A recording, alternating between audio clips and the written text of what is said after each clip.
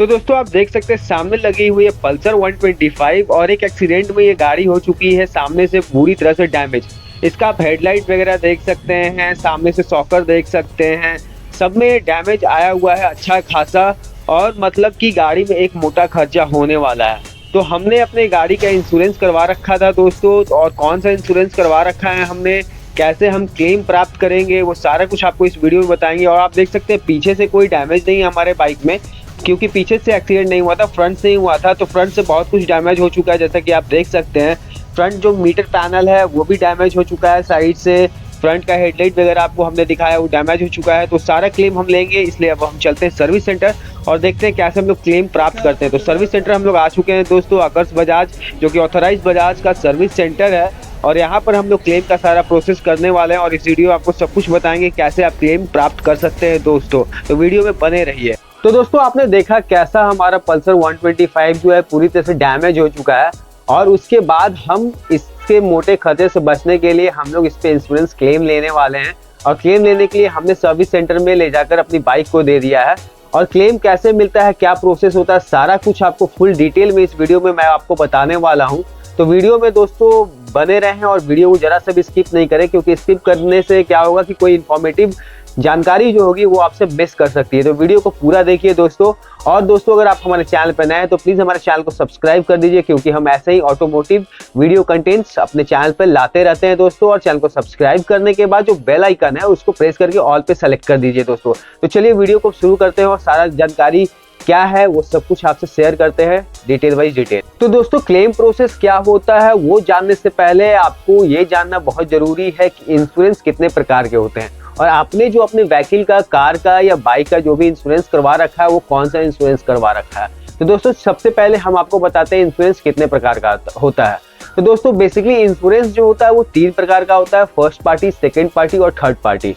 तो ये तीनों इंश्योरेंस क्या है इसको डिटेल वाइज मैं आपको डिस्क्राइब करके बताता हूँ। उसके बाद क्लेम प्रोसेस क्या है वो हम आपको अगले पार्ट में बताएंगे इसी वीडियो के। तो दोस्तों सबसे पहले हम बात करते हैं जो फर्स्ट पार्टी, सेकेंड पार्टी और थर्ड पार्टी इंश्योरेंस होती है वो क्या होती है, और इसमें हमें कितना क्लेम मिलता है और कितना क्लेम नहीं मिल पाता है वो सारा कुछ। तो सबसे पहले दोस्तों मैं आपको बताता हूँ कि इसमें सेकेंड पार्टी क्या होता है। तो सेकेंड पार्टी दोस्तों बेसिकली कुछ होता नहीं है। इसमें जो इंश्योरेंस कंपनी हमारे बाइक, हमारे कार या हमारे जो भी व्हीकल का इंश्योरेंस करती है उसे हम लोग सेकेंड पार्टी बोलते हैं। तो बेसिकली सेकेंड पार्टी से हमारा उतना कोई इंश्योरेंस क्लेम में कोई उतना खास सरोकार नहीं होता है कि आपने अपने बाइक का क्या इंश्योरेंस करवा रखा है। बेसिक इंपॉर्टेंट चीज होता है जो दोस्तों कस्टमर्स के लिए, व्हीकल ओनर्स के लिए इंपॉर्टेंट होता है, वो होता है दोस्तों फर्स्ट पार्टी और थर्ड पार्टी। तो दोस्तों अब हम बात करते हैं थर्ड पार्टी इंश्योरेंस क्या होता है। तो इंडियन मोटर व्हीकल एक्ट के तहत दोस्तों कोई भी व्हीकल जो है, कोई भी जो बाइक्स है या कार्स है, वो विदाउट थर्ड पार्टी इंश्योरेंस के रोड पर नहीं चल सकती है। अगर आप पकड़े जाते हैं विदाउट थर्ड पार्टी इंश्योरेंस के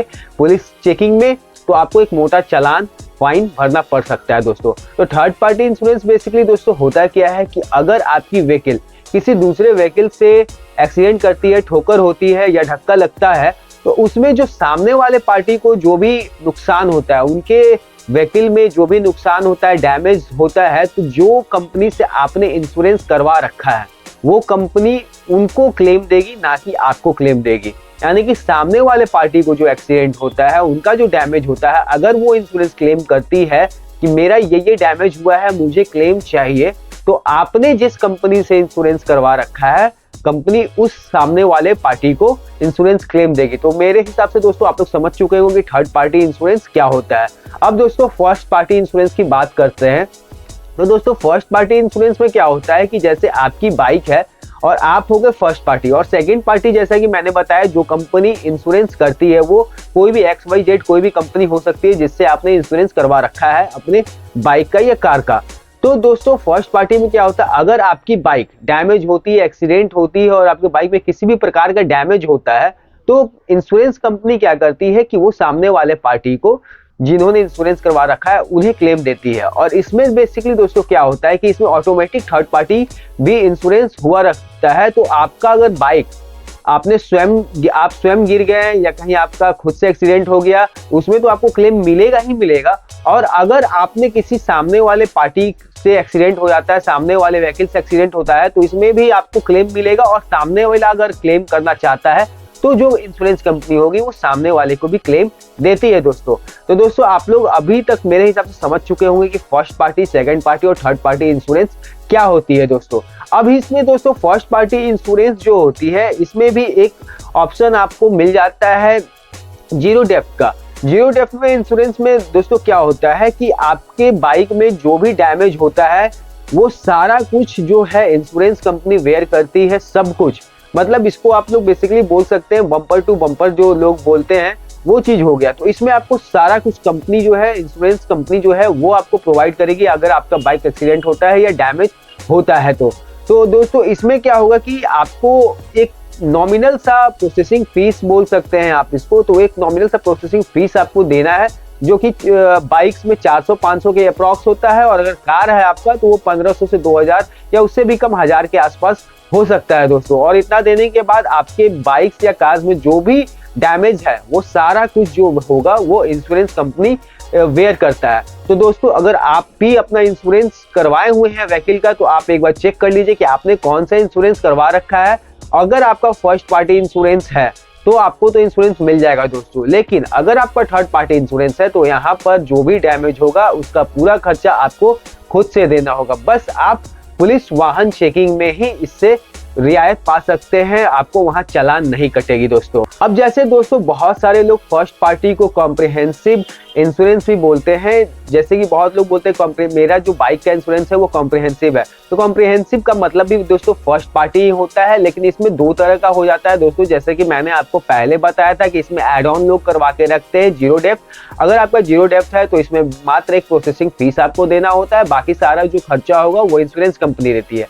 लेकिन अगर कॉम्प्रिहेंसिव में आपका जीरो डेप्थ नहीं है दोस्तों तो इसमें हर इंश्योरेंस कंपनी के अकॉर्डिंग उसका नियम होता है। जैसे किसी में आपको क्या होगा, अगर बाइक आपका डैमेज होता है और अगर उसमें खर्चा 10,000 का आता है तो उसमें क्या होगा 2,000 आपको देना होगा, 8,000 इंश्योरेंस कंपनी देती है।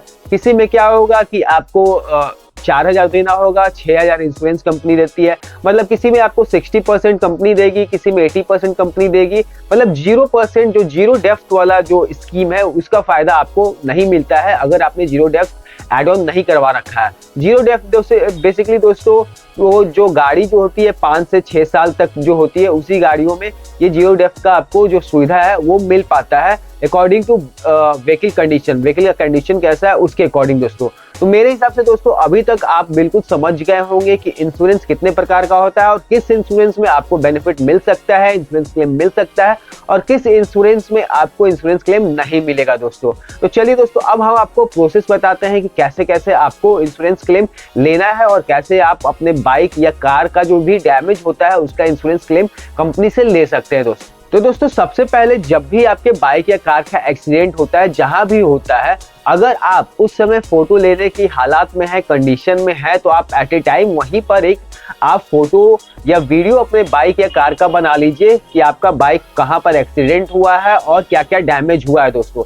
लेकिन अगर वहां पर सिचुएशन वैसी नहीं है, अगर आप बनाने के हालात में नहीं है, तो आप थोड़े देर के बाद अगर आप नॉर्मल हो गए हैं या फिर कोई आपके सगे संबंधी आ चुके हैं वहां पर, तो आप उनको ये बता सकते हैं कि आपका जो व्हीकल है उसका एक फोटो या वीडियो वो बना ले, जिससे आपको इंश्योरेंस क्लेम करने में काफी आसानी हो जाता है दोस्तों।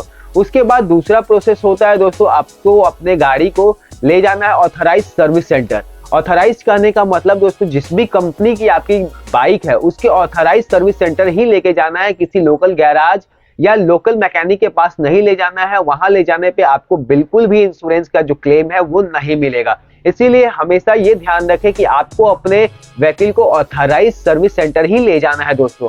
वहां पर ले जाने के बाद दोस्तों क्या करना है कि आपको अपना गाड़ी जो है वो दिखाना है सर्विस सेंटर में, और सर्विस उसके बाद जो सारा काम होगा वो सर्विस सेंटर वालों का शुरू हो जाता है दोस्तों। वो क्या करेंगे कि जिस भी कंपनी से आपका इंश्योरेंस किया हुआ है वो उसे कांटेक्ट करेंगे और वो कंपनी जो है एक सर्वेयर असाइन करेगी आपके बाइक के लिए, जो कि आपके बाइक का आके सर्वे करेगी कि बाइक में क्या क्या डैमेज हुआ है दोस्तों। वहां से एक सर्वेयर आता है दोस्तों। सर्वेयर आने के बाद आपके बाइक का जो भी डैमेज है वो उसका वीडियोग्राफी और फोटोग्राफी करेगा और उसके बाद वो अपने कंपनी में वो सेंड कर देता है। अब बेसिकली दोस्तों यहाँ पर एक सबसे इंपॉर्टेंट चीज है, जब आपका सर्वेयर आएगा और क्लेम प्रोसेस होगा तो कुछ इंपॉर्टेंट डॉक्यूमेंट होते हैं जो कि आपसे मांगे जाएंगे और वो आपको देने ही होंगे। अगर इसमें कोई भी डॉक्यूमेंट मिसिंग होगा तो आपका इंश्योरेंस क्लेम होने में दिक्कत हो सकता है, परेशानी हो सकता है। वो डॉक्यूमेंट क्या है दोस्तों, वो आपको मैं बता देता हूँ। वो डॉक्यूमेंट आपको हो जाता है, सबसे पहला जो भी बाइक या कार आपका ड्राइव कर रहा था उसका ड्राइविंग लाइसेंस चाहिए। उसके अलावा गाड़ी का ऑनर का आरसी चाहिए। उसके अलावा आधार कार्ड, पैन कार्ड, साथ ही साथ आपको एक कैंसिल चेक चाहिए जहां पर आपको इंश्योरेंस कंपनी जो है पैसा ट्रांसफर करेगी, या अगर इंश्योरेंस कंपनी का डायरेक्ट सर्विस सेंटर से टाई अप होगा तो फिर ये जरूरत नहीं होगा, वो डायरेक्ट सर्विस सेंटर को ही पे कर देती है। तो ये सारे डॉक्यूमेंट्स जो है दोस्तों आपको चाहिए ही चाहिए। इसमें कोई भी पेपर आपका ओके नहीं होगा तो इंश्योरेंस क्लेम नहीं मिलेगा दोस्तों। तो ये सारा पेपर ओके होना चाहिए। उसके बाद सारा डॉक्यूमेंट जब आपके पास है, आप वहां जमा कर देते हैं तो आपको एक क्लेम इंश्योरेंस क्लेम फॉर्म मिलता है जिसको कि आपको फिलअप करना होगा, जो कि मैं आप देख सकते हैं कि साइड में यहाँ पर मैंने लगा दिया है। इसमें बेसिकली जो बेसिक डिटेल्स होते हैं दोस्तों वो आपको फिल करने होते हैं। ऑनर का नाम, ऑनर का एड्रेस, ऑनर का आइडेंटिटी प्रूफ नंबर, उसके अलावा दोस्तों जो व्हीकल चला रहे हैं उनका नाम, उनका ड्राइविंग लाइसेंस नंबर, उसके अलावा गाड़ी कैसे एक्सीडेंट की उसका एक आपको लिखना होगा डिस्क्रिप्शन की किस तरह आप कैसे गाड़ी चला रहे थे, क्या हुआ, सामने से कैसे एक्सीडेंट हुआ, वो सारा कुछ आपको एक शॉर्ट में लिख देना है। इस वजह से हमारे बाइक का जो है वो एक्सीडेंट हुआ, और आपको नीचे में साइन कर देना है। और जो भी डॉक्यूमेंट इसमें आपको मैंने बताया स्टार्ट शुरू में इससे पहले, वो सारा डॉक्यूमेंट जो है आपको अटैच कर देना है। और उसके बाद जो है दोस्तों आपका काम यहाँ पर समाप्त हो जाता है। अब दोस्तों जैसा कि मैंने आपको बताया था कि अगर आपका first party zero depth insurance है तो यहाँ पर एक नॉमिनल प्रोसेसिंग फीस आपको देना होता है और सारा जो वेयर है वो कंपनी करेगी। अगर आपका जीरो डेप्थ नहीं है तो कुछ परसेंटेज आपको पे करना होगा और कुछ परसेंटेज जो है वो इंश्योरेंस कंपनी पे करती है। और थर्ड पार्टी अगर आपका इंश्योरेंस है दोस्तों तो यहाँ पर आपको कोई भी क्लेम नहीं मिलने वाला है। आई होप दोस्तों ये जानकारी आपको काफी अच्छी लगी होगी, जो भी मैंने आपको बताया काफी इंफॉर्मेटिव लगी होगी दोस्तों। तो दोस्तों अब चलिए हम आपको बताते हैं कि हमारा जो बाइक था पल्सर 125, उसमें हमारा क्या क्लेम मिला, क्या था, वो सब कुछ आपको अब हम बताते हैं दोस्तों। तो दोस्तों आप देख सकते हैं कि मैं यहाँ पर बिल लगा दिया हूँ जो भी हमारा क्लेम था। तो ऑलमोस्ट हमारा 11,000 के आसपास का टोटल खर्चा आया दोस्तों, और इसमें हमें मात्र 500-600 के आसपास ही पे करना पड़ा जो एक प्रोसेसिंग फीस होता है, और बाकी सारा जो खर्च था दोस्तों वो सर्विस सेंटर ने पे किया, क्योंकि हमारा जो इंश्योरेंस था दोस्तों वो था फर्स्ट पार्टी जीरो डेप्थ। हमने जीरो डेप्थ का एड ऑन करवा रखा था अपने बाइक में, तो हमारा यहाँ पर एक मोटे खर्चे से हमारा बचाव हो गया दोस्तों। हम एक मोटे खर्चे से बच गए क्योंकि हमारा जो था दोस्तों वो जीरो डेप्थ इंश्योरेंस था। तो दोस्तों अगर आप भी अपने बाइक का इंश्योरेंस करवा रहे हैं तो ये ध्यान दें कि अगर आपका बाइक जीरो डेप्थ में आता है तो आप जीरो डेप्थ ही इंश्योरेंस करवाएं, जिससे इन फ्यूचर अगर किसी भी तरह का दुर्घटना होता है, बाइक में डैमेज होता है, तो आपका ज्यादा पॉकेट ढीला नहीं होगा, आप कम पैसे में ही अपने बाइक का पूरा रिपेयरिंग करवा सकते हैं दोस्तों। इसमें ध्यान देने वाली एक बात है दोस्तों, अगर आपने बाइक में अलग से कोई मॉडिफिकेशन करवा रखा है, लेग गार्ड प्रेशर लगवा रखा है, हेडलाइट में अगर अलग से बल्ब वगैरह लगा रखा है और वो डैमेज होता है, तो वहां पर आपको इंश्योरेंस कंपनी जो है दोस्तों उसका क्लेम नहीं देती है। कंपनी वही क्लेम देती है जो मैन्युफैक्चरर द्वारा दिया हुआ पार्ट्स होता है, उसी पे आपको क्लेम मिलता है। एक्सेसरीज अलग से आपने जो लगा रखा है उस पर कोई क्लेम नहीं मिलेगा दोस्तों। तो चलिए दोस्तों, हमारा फाइनली क्लेम के बाद जो हमारा बाइक रिपेयर होने के बाद कैसा है, क्या क्या क्लेम मिला है, वो सारा कुछ आपको हम दिखाते हैं दोस्तों। आई होप ये वीडियो आपको अच्छी लगी होगी। तो दोस्तों वीडियो अच्छी लगी तो प्लीज वीडियो को लाइक कर दीजिए, चैनल पे नए हैं तो चैनल को सब्सक्राइब कर दीजिए, और वीडियो अच्छी लगी और उसमें आपके कोई सवाल है तो आप हमें कमेंट करके नीचे पूछ सकते हैं दोस्तों। तो चलिए हम आपको अब अपने बाइक का सारा दिखाते हैं क्या क्लेम मिला और बाइक डैमेज के बाद, रिपेयर होने के बाद कैसी लग रही है। तो दोस्तों आप लोग देख सकते हैं कि हमारे बाइक में ऑलमोस्ट सारा कुछ चेंज कर दिया गया, जो कि फ्रंट से डैमेज था। फ्रंट हेडलाइट हो गया, वाइजर हो गया दोस्तों।